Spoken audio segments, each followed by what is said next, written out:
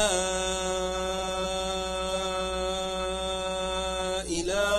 إلا الله.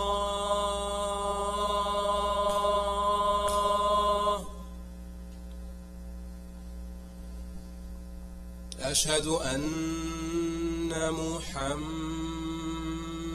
رسول الله.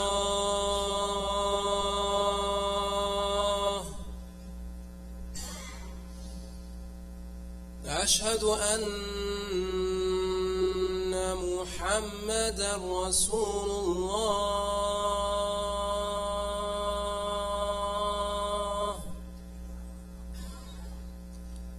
حي على الصلاة.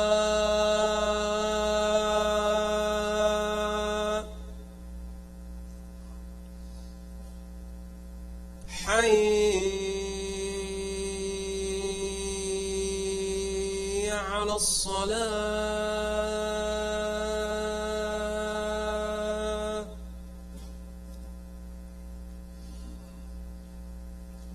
حي على الفلاح.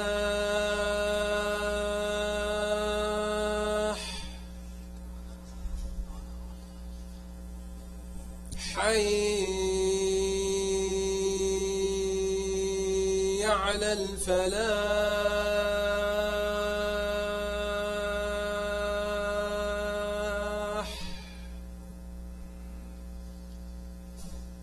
الله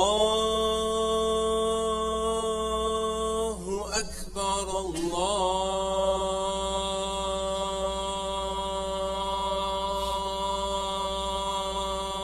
أكبر. لا إله إلا الله.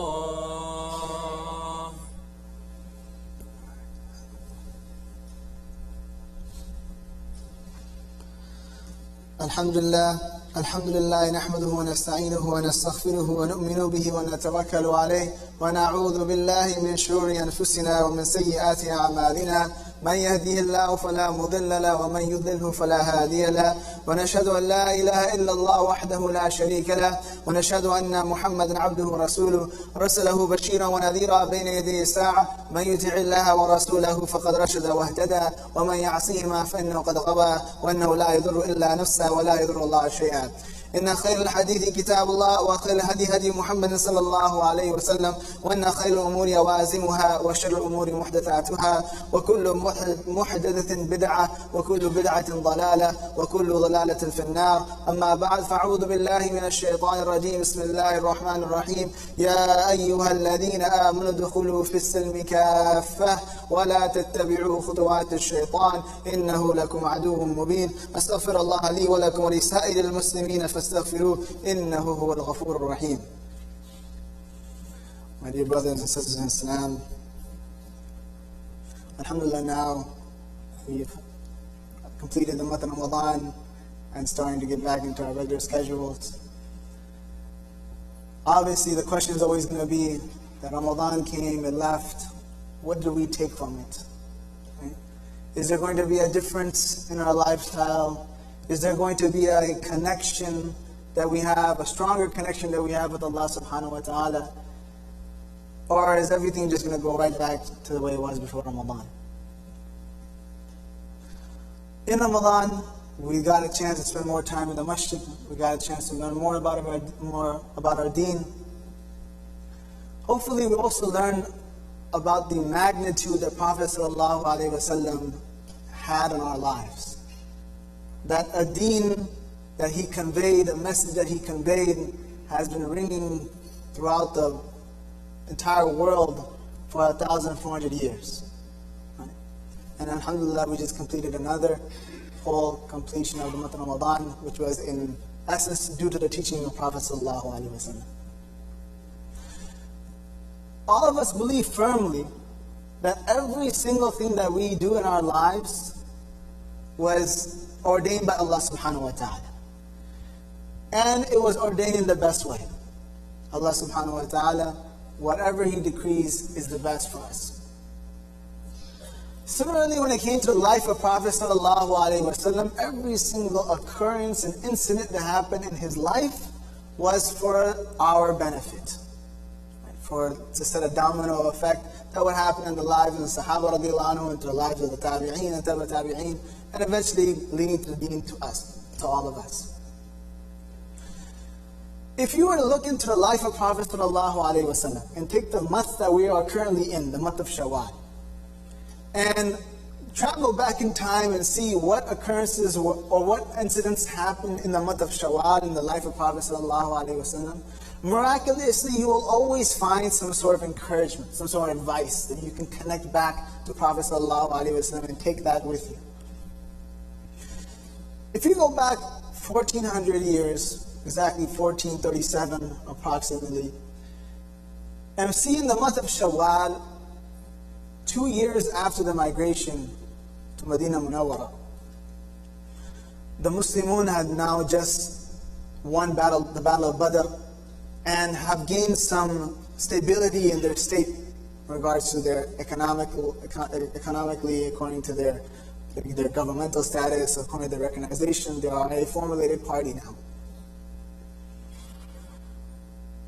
When the Mushrikun were defeated in the Battle of Badr, it was such a strong loss and left such a huge mark on them that it was very difficult for them to bear. A lot of their leaders were already martyred in that battle. They had already been defeated. And they thought that they had won purely. They thought it was going to be a pure and clean victory. So 1,000 soldiers versus 300. Right? They thought they would have been a certain victory.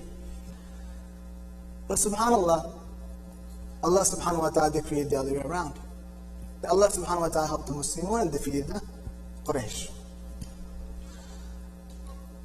The Mushrikun had decided that whatever profit that they were going to gain from the caravan that was originally intercepted by the Sahaba radiallahu anhu and Prophet sallallahu alaihi wasallam the year before, they said that whatever gains we get from that, we're going to formulate an army to fight the Muslimun. So they mobilized an army to fight against Prophet sallallahu alaihi wasallam in Medina Munawwara. They had gained 3,000 soldiers, 700 of them which were fully armed, 3,000 camels and 200 horses. And they had made a plan to attack Medina Munawwara. Abbas bin Abdul Muttalib at this time, he is still living in Makkah Mukarramah. He sent a messenger as soon as he heard the news that Prophet ﷺ is sending an army to Medina Munawwara. So he sent a letter to Prophet ﷺ warning him of this. Prophet ﷺ obviously received the letter probably a week later, because obviously it wasn't, communication took time for the person to travel. He, being a very intellectual person in many different avenues and different departments of life, the first thing he did was that he sent out 2 people to do some recon, to do some research, collect some intelligence about this army. Okay? So he sent Anas radiallahu anhu and Munis radiallahu anhu to do some recon, to do some find out some intelligence, find out what's going on. SubhanAllah, as technology advances, different skills are taken away from human beings. Right? There were some Sahaba radiallahu anhu that had this skill that they could put their ear on the floor and be miles away or a certain distance away from a caravan, and they could guess or estimate how many people were in that caravan. Right? So Prophet ﷺ sent another Sahabi by the name Habab bin Mundir radiallahu anhu to do that very same thing, to go and estimate how many people are in this caravan. Obviously not having radars at that time or whatever it may be. So he went and he came back and told the numbers to Prophet ﷺ that is a large army of about 3,000 people coming to attack Medina Munawwara. Now naturally, the Sahaba radiallahu anhu, everyone was concerned not only for their own safety of their own families, but also of Prophet ﷺ. So that night was spent in this anxiety of where is this army? It could attack and ambush us at any time. So different Sahaba radiallahu anhu volunteered to protect the home of Prophet ﷺ the entire night. And Prophet ﷺ, being a military genius, what he do? He sent out different dispatches of groups of Sahaba radiallahu anhu at the entrances of Medina Munawwara. So just in case, if there were to be an ambush at night, one group could come in and inform everyone else, and everyone would be prepared. Okay? So the Sahaba radiallahu anhum, they spend the night in dua and protecting Prophet sallallahu alaihi wasallam. Prophet sallallahu alaihi wasallam went to sleep that night, and he saw a dream. The next morning, it is Fajr, and Prophet sallallahu alaihi wasallam had this habit of after leading the Sahaba radiallahu anhum in Fajr salah, he would turn around and ask them, did any of you see a dream that you would like to get interpreted right now? And if he had a dream, he would inform the Sahaba radiallahu anhum and interpret it too. Because every dream of a prophet is a sign of, or a source of revelation from Allah subhanahu wa ta'ala. So he told the Sahaba radiallahu anhu that I saw a dream last night, that I was in a fort and a cow was brought in front of me, and that cow was slaughtered. At the same time, I was holding a sword, and when I shook the sword the first time, the first end of the blade, it broke off. And when I shook it the second time, the blade came back bigger and stronger than it was before. Sahaba radiallahu anhu, obviously amazed at this dream, asked Prophet sallallahu alaihi wasallam, Ya Rasulullah, what does this dream mean? What's the interpretation of this dream? He told the Sahaba radiallahu anhu that the fort that I'm in, that is Medina Munawwara. And the cow being slaughtered is a symbol that we will lose some of our companions today. Some people will pass away.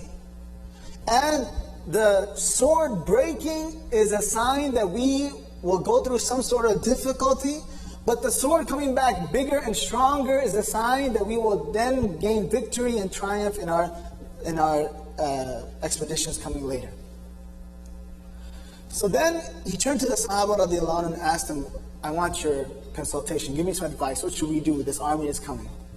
The main item of discussion on the table was, should we start this battle outside of Medina Munawwara? Should we confront the army outside of Medina?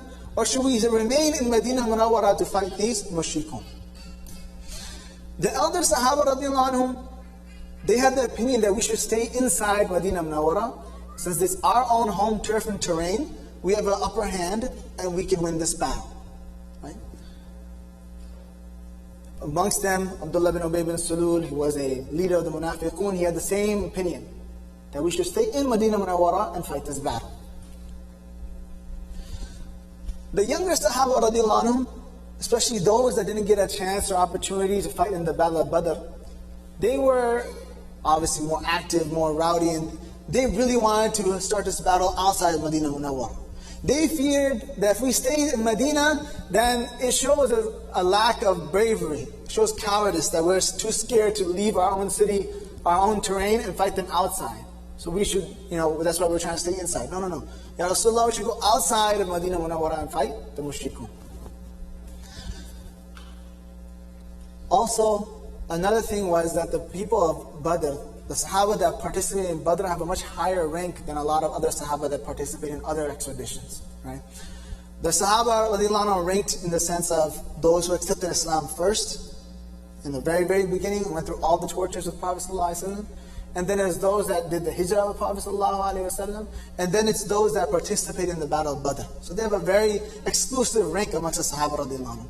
So the younger Sahaba were worried that if we fight in Medina Munawwara, then we'll win too easily, and then I won't get the opportunity to give my life to Allah subhanahu wa ta'ala. Okay? So they persuaded Prophet ﷺ to go outside of Medina Munawwara and fight this battle outside. Prophet ﷺ went home to don his armor, to come outside, to go participate in this and lead this army. One Sahabi radiallahu anhu, Sa'ad bin Mu'adh radiallahu anhu, and Hudayr bin Ayyad, I remember it correctly,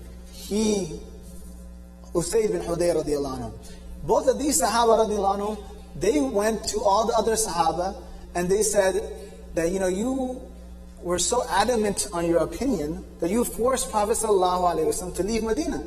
He didn't want to leave, he was of the opinion to stay, but you were so adamant and so persuasive that you eventually convinced him to leave. You should have just listened to his opinion and decided to stay in Medina.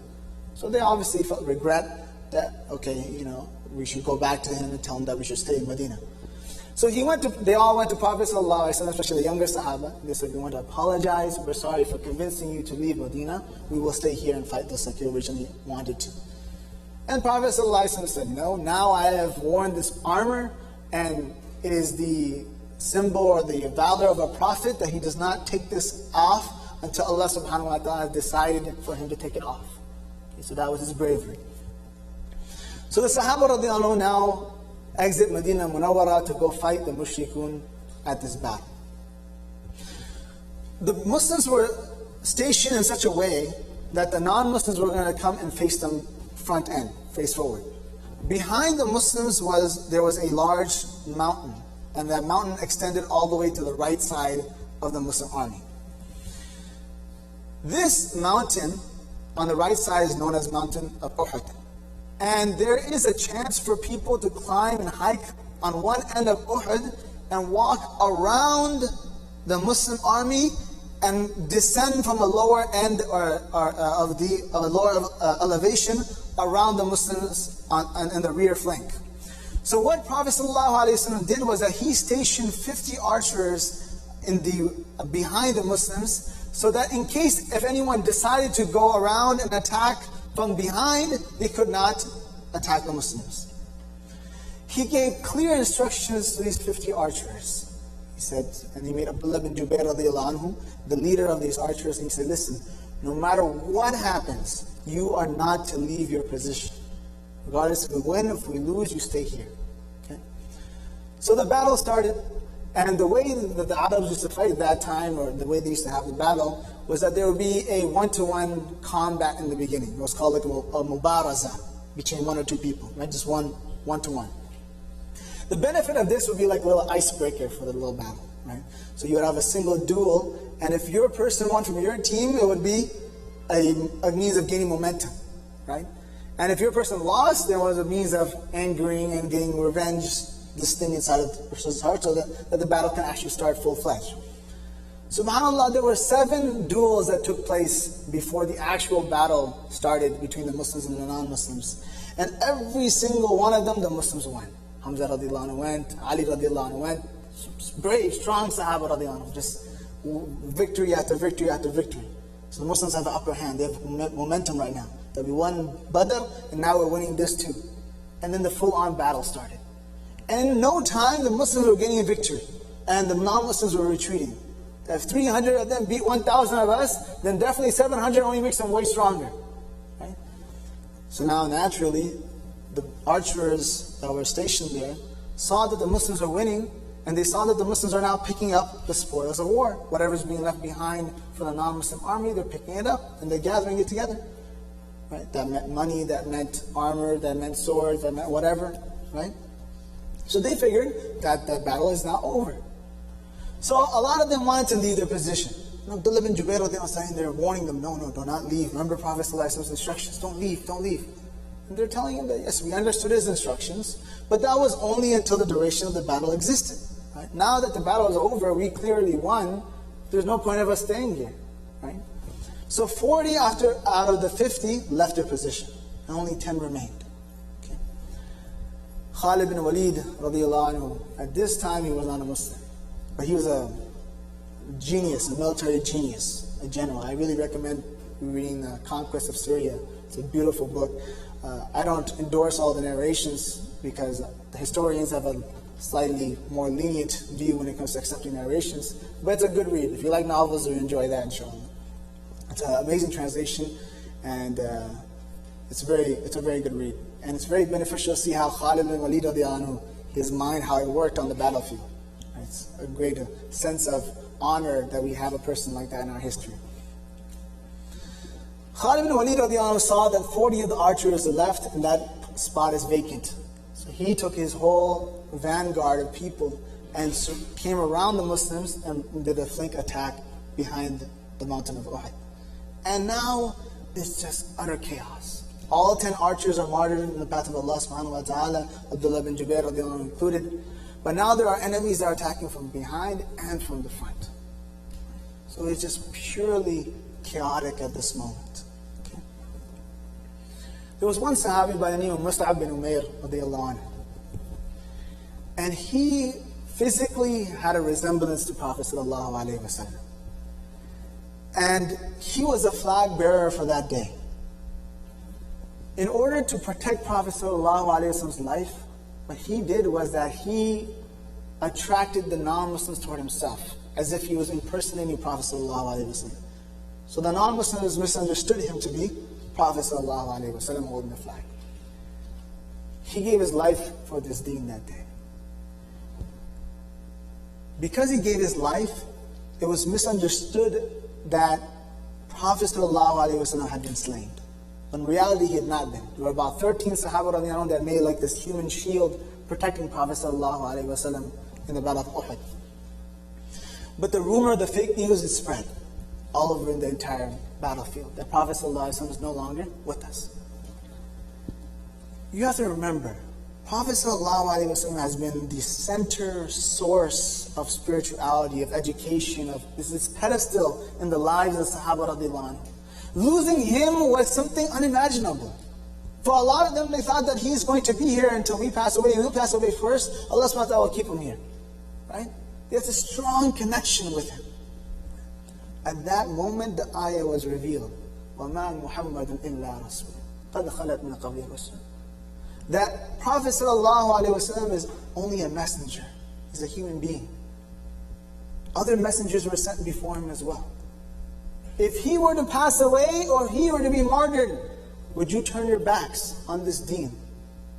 Remember, if you do that, you're not causing any harm to Allah subhanahu wa ta'ala.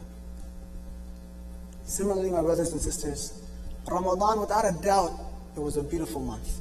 The masjid was full, we were doing so much ibadah, and everyone was contributing to the beauty of the masjid. The beauty of the masjid doesn't depend on the architecture.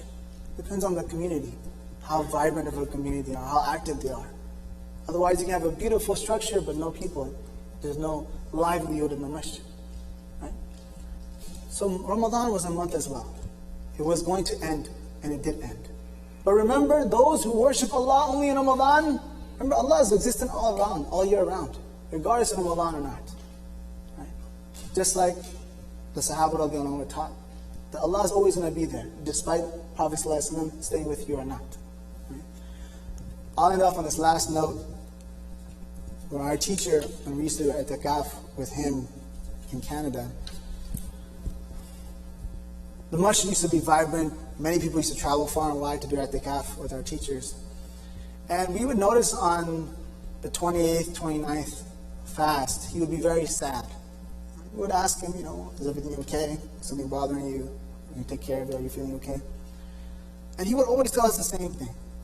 That I love how everything is so beautiful right now. The season of ibadah, of spirituality is all around us. Everyone's praying, everyone's making dua, everyone's crying. But in 3-4 days, I feel like it's all going to go away. It's all going to come empty. No one's going to be here. Everyone's going to leave. Right? And he used to always emphasize one piece of advice. And he used to say in Urdu, the word is mahawal. Right? But it comes from the Arabic roots. Ma, meaning what? Ya'lamu ma fil arham.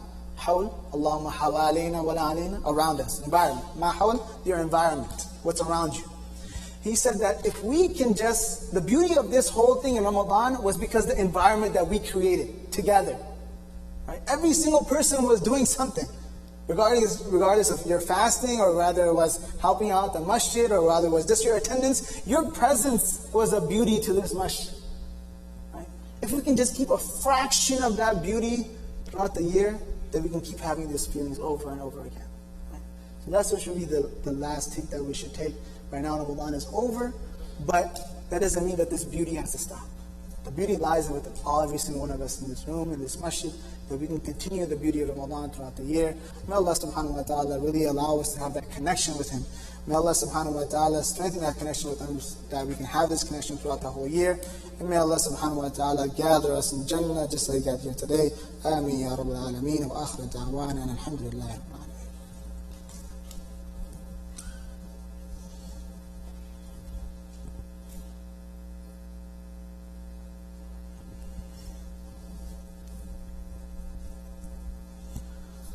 الحمد لله الحمد لله رب العالمين، والصلاة والسلام على رسوله الأمين. أما بعد، فيا معشر المسلمين، أعوذ بالله من الشيطان الرجيم. بسم الله الرحمن الرحيم. قال الله تعالى في كتابه الكريم: إن الله وملائكته يصلون على النبي يا أيها الذين آمنوا صلوا عليه وسلموا تسليما. اللهم صل على سيدنا ومولانا محمد بعدد من صلى وصام. اللهم صل على سيدنا ومولانا محمد بعدد من قعد وقام. اللهم صل على جميع المرسلين وعلى سائر الصحابة والتابعين وعلى عبادك الصالحين. اللهم أيد الإسلام والمسلمين، اللهم أيد الإسلام والمسلمين، اللهم أيد الإسلام والمسلمين. اللهم انصر من نصر دين محمد صلى الله عليه وسلم واجعلنا منهم، واخذل من خذل دين محمد صلى الله عليه وسلم ولا تجعلنا منهم. اللهم أرنا الحق حقا وارزقنا اتباعه، وأرنا الباطل باطلا وارزقنا اجتنابه. اللهم ثبتنا على الإسلام، اللهم ثبتنا على الإسلام، اللهم ثبتنا على الإسلام. اللهم نور قلوبنا بنور الإيمان. اللهم اغفر للمؤمنين والمؤمنات والمسلمين والمسلمات والأحياء منهم والأموات، إنك سميع قريب مجيب دعوات. عباد الله رحمكم الله، إن الله يأمر بالعدل والإحسان وإيتاء ذي القربى وينهى عن الفحشاء والمنكر والبغي يعظكم لعلكم تذكرون. واذكروا الله تعالى يذكركم وادعوه يستجب لكم ولذكر الله أكبر والله يعلم ما تصنعون. أقيموا الصلاة. الله أكبر الله أكبر. أشهد أن لا إله إلا الله، أشهد أن محمدا رسول الله. حي على الصلاة، حي على الفلاح، قد قامت الصلاة، قد قامت الصلاة. الله أكبر الله أكبر، لا إله إلا الله. Let's quickly complete the lines, folks, towards your right and left. Brothers in those last line, if you can look towards your right and left, there are spots. Please make sure all the sufuf in front of you are complete.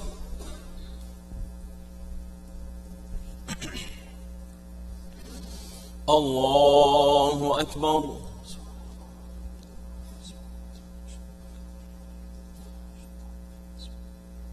الحمد لله رب العالمين الرحمن الرحيم مالك يوم الدين إياك نعبد وإياك نستعين اهدنا الصراط المستقيم صراط الذين أنعمت عليهم غير المغضوب عليهم ولا الضالين.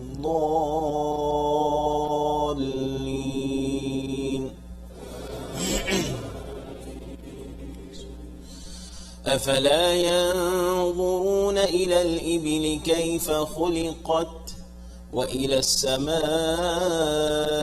كيف رفعت وإلى الجبال كيف نصبت وإلى الأرض كيف سطحت فذكر إنما أنت مذكر لست عليهم بمسيطر إلا من تولى وكفر فيعذبه الله العذاب الأكبر إن إلينا إيابهم ثم إن علينا حسابهم.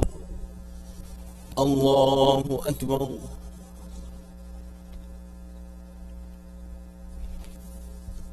سمع الله لمن حمده.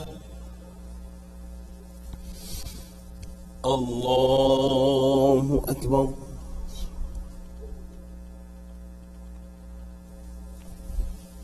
الله أكبر.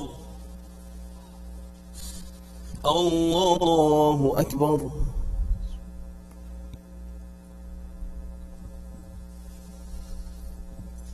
الله أكبر. الحمد لله رب العالمين الرحمن الرحيم مالك يوم الدين إياك نعبد وإياك نستعين اهدنا الصراط المستقيم صراط الذين أنعمت عليهم غير المغضوب عليهم ولا الضالين.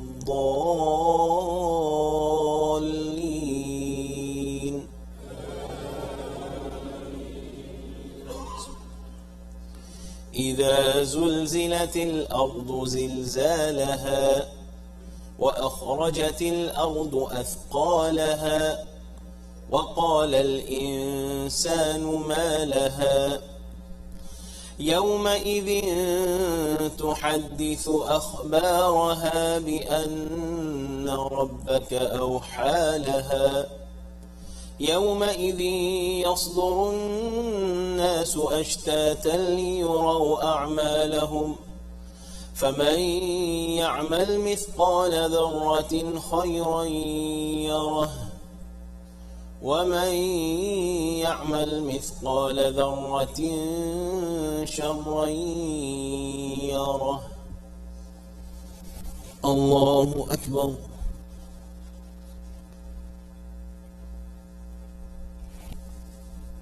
سمع الله لمن حمده.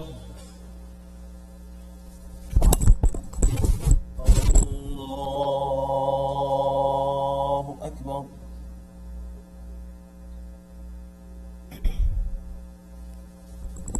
الله أكبر. الله أكبر.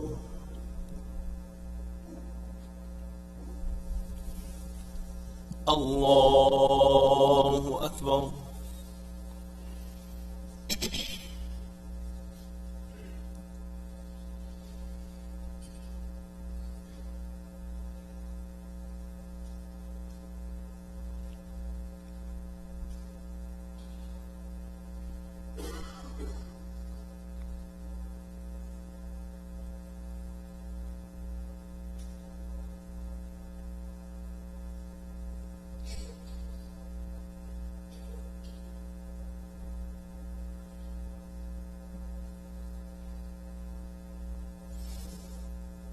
السلام عليكم ورحمة الله. السلام عليكم ورحمة الله.